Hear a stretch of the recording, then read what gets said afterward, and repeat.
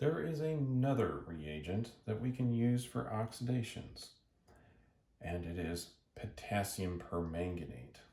Now, potassium permanganate is more reactive than our chromic acid, and so it can do many of the same reactions.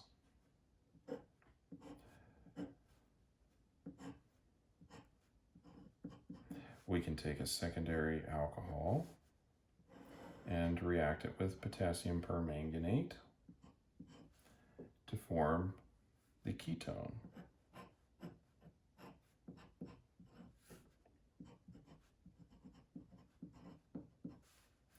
Now this gets done in basic conditions. So we'll use potassium hydroxide and also water. And we'll conduct this on ice. Remember, this is a reactive substance. Then we'll need an acid workup step.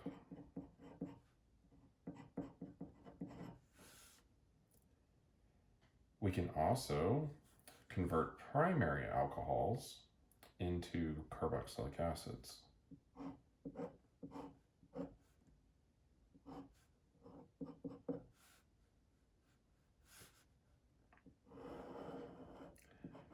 Again, same conditions as above.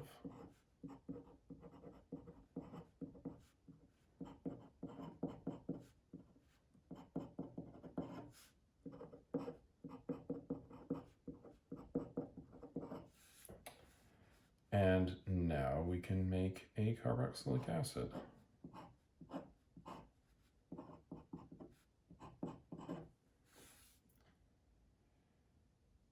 It is also possible to take an aldehyde and oxidize it into the carboxylic acid. So if we wished to, we could instead start from the aldehyde.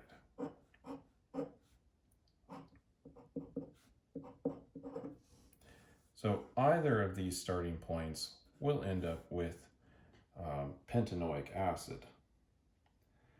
Now, keep in mind potassium permanganate is a stronger oxidizer when compared with chromic acid. So that means it will be less selective.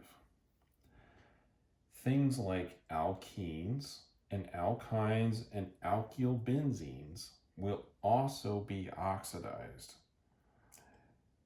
And we may explore that reactivity later. But for now, just keep in mind that if you have these functional groups, alkenes, alkynes, and alkyl benzenes,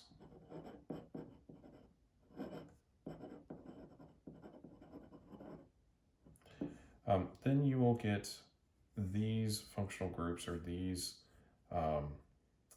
pieces of the molecules also being oxidized into alcohols and whatever else. So with that in mind, if you have these on the molecule, you'll need to choose chromic acid instead. Now, you may ask, well, if chromic acid is more selective and generally offers better control, why would we choose potassium permanganate?